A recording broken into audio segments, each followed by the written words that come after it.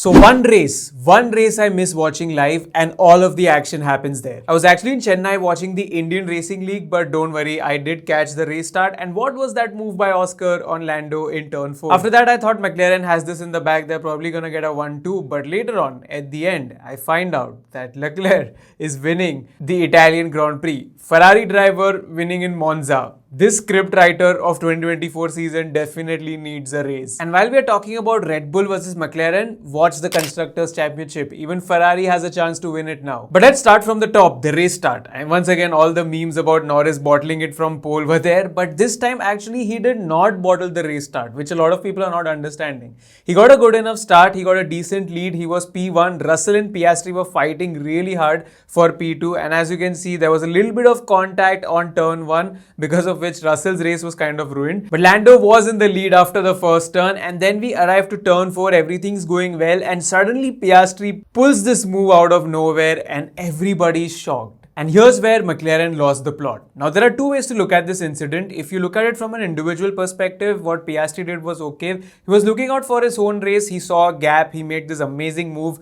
Aggressive, but it was really cool to watch. And he made it stick and he was leading the race. So yeah, completely right from his perspective. But when you look at it from the team's perspective, it was an absolute disaster. No teammates fight so aggressively on the first lap of the race unless you're Esteban Ocon. And I'm saying this because I'm pretty sure Norris did not expect Piastri to come in so aggressively because he had to take evading action. He was almost going to spin, and not only did he lose his lead of the race to Piastri, even Leclerc went by. So what was a McLaren 1 and 2 became a McLaren 1 and 3. McLaren has to blame themselves absolutely for it because they want to be this nice, wholesome, diplomatic team where they're like, we don't have a number 1 driver, both of the drivers are our priority, papaya rules, you're free to race this and that. But that's what's costing them. I'll give you an example of the British Grand Prix recently. Russell was in P1, Hamilton was in P2. It was the home race for both of the drivers. They both want to win it, but Mercedes planned it so well. You could see Hamilton literally sticking behind Russell's car. He made no moves to overtake him at the start of the race. He protected the Mercedes 1 and 2 from the cars behind, and only when it was safe to race for them, they started racing. And that's how it's supposed to be. And trying to be too diplomatic, McLaren is messing up multiple times. We already saw that in Hungary,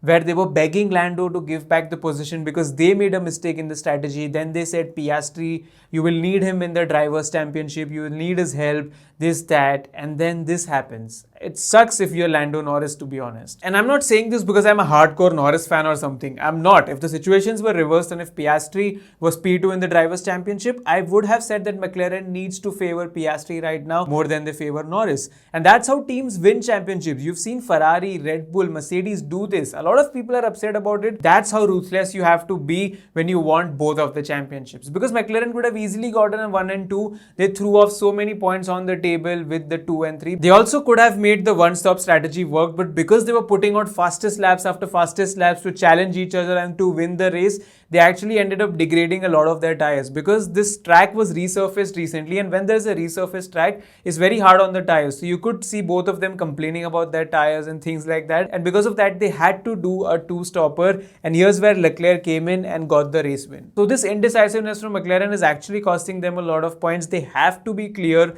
whether they want to prioritize Norris for the Drivers' Championship or not, and if they have to make certain calls which some people might not like, but that's how racing is. Currently in this confusion, they are messing up strategies, they are pissing off both of their drivers, and even here I feel they could have considered switching the positions by the end of the race so that Norris just gets that extra points. But not all the hope is lost for McLaren fans because they did say after the race that that move from Oscar was a bit too much on the line, and they're going to look into it, and they're also going to look into introducing team orders if they want to seal both of the titles because it's getting really hot now. Even Ferrari is in the contention. Let's talk about them though, because that prancing horse was really the dark horse of the race because nobody expected them to take a win in Monza. You should have seen the drivers after the qualifying because they were so sad and so upset that they have set the worst lap of their career and come into the race and they take a race win. For all the fun that we've made of Ferrari with respect to their strategy, they've been pulling off some really good ones lately. They did that last weekend as well, and even right now the strategy was really good. good. That one stopper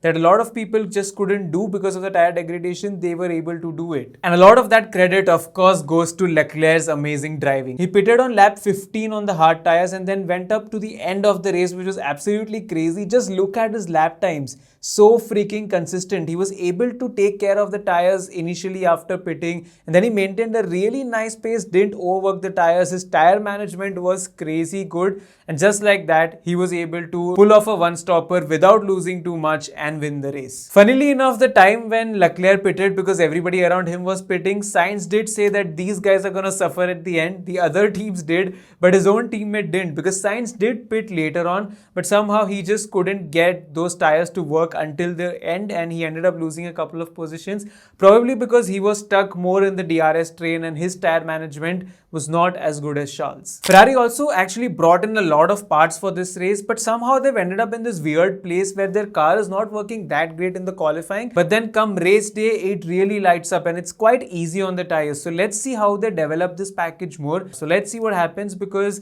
although Leclerc is like 84 points behind Max in the Drivers' Championship, it's not impossible.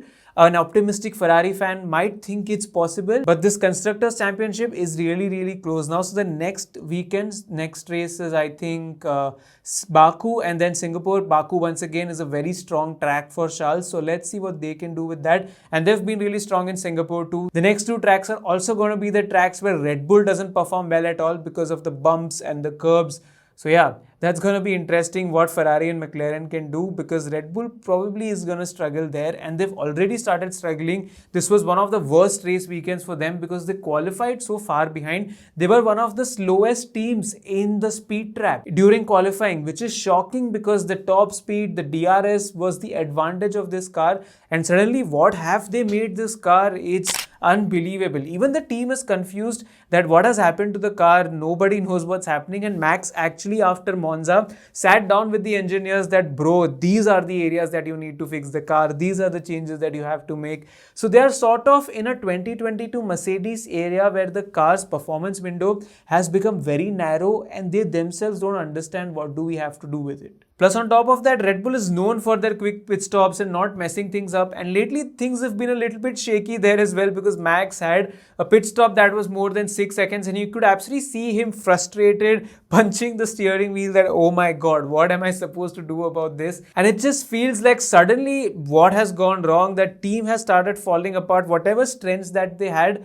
they literally don't have them anymore. Even Checo had some battles with Russell. Some were a bit over the line and that was a little bit of a naughty move from Perez, but still these guys couldn't do a lot more than a P6 and a P8. It's back to the drawing board for them, because if they are not gonna buck up, they're gonna get really screwed in both of the championships, and the next two races aren't gonna be a joy either. There was also this radio message that a lot of people were confused about. Why was Max saying this during the end of the race? So Russell was actually chasing him, and if you see the radio chat, Max did ask the team if there is any way he could go faster, and the team was like, yes, you can do this with the battery, this with the battery level. So that's why he was like that, guys, please be awake, please tell me about all of these things so that I can defend myself and keep my position. Mercedes was also in a no man's land. You saw Russell qualifying P3, but then it was a little bit too aggressive at the start and he lost a bit of his front wing in turn 1. So because of that, he had to pit for a wing change, took a lot of time in the pits, and sort of his race was ruined there. Lewis Hamilton was in no man's land. He was really mad at himself for his qualifying performance, and after the qualifying, he was really like, man,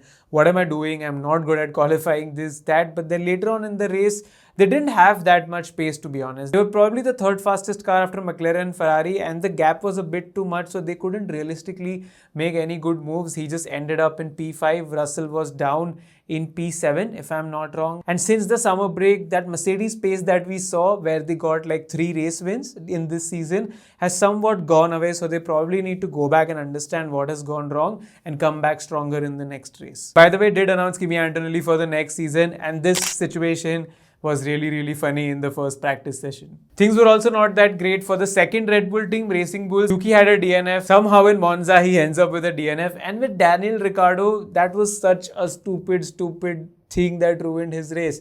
First of all, they give their driver shitty strategy since the last couple of races, and then this time, because he had a penalty, the mechanics were not supposed to touch the car for a while before the pit stop. This guy ends up touching it, and immediately he's like, oh shit, I have screwed his race, because now he had one more penalty for not serving the first penalty right. Talking about penalties, of course, Kevin Magnussen comes to my mind. He got a penalty point for his incident with Albon. He was actually driving a really good race. He's of course aggressive sometimes, but still he ended up in the points. He was making a lot of moves, but because he was already on the edge with the penalty points, he got some more, and that's why he has a race ban for the next race. So in Baku, you will not see Kevin Magnussen in the Haas. You'll have Ollie Bearman. So Ollie gets to race once again in F1, initially with Ferrari and now with Haas. And let's talk about Franco Colapinto, because Logan Sargent was dropped for Franco for the rest of the season, and he drove a pretty good race. He made good overtakes, didn't have any weird movements, didn't crash the car, which is very important for Williams. And I'm going to actually see what he can do in that second Williams seat for the next 8 races.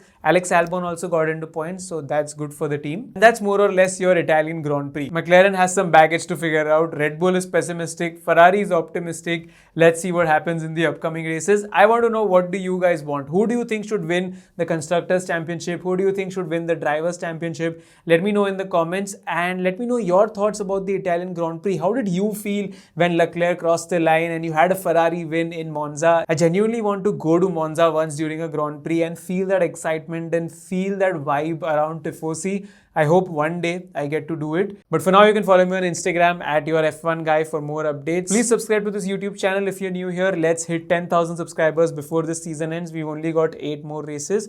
And let me know your thoughts in the comments. I'll catch up with you guys after the Azerbaijan Grand Prix.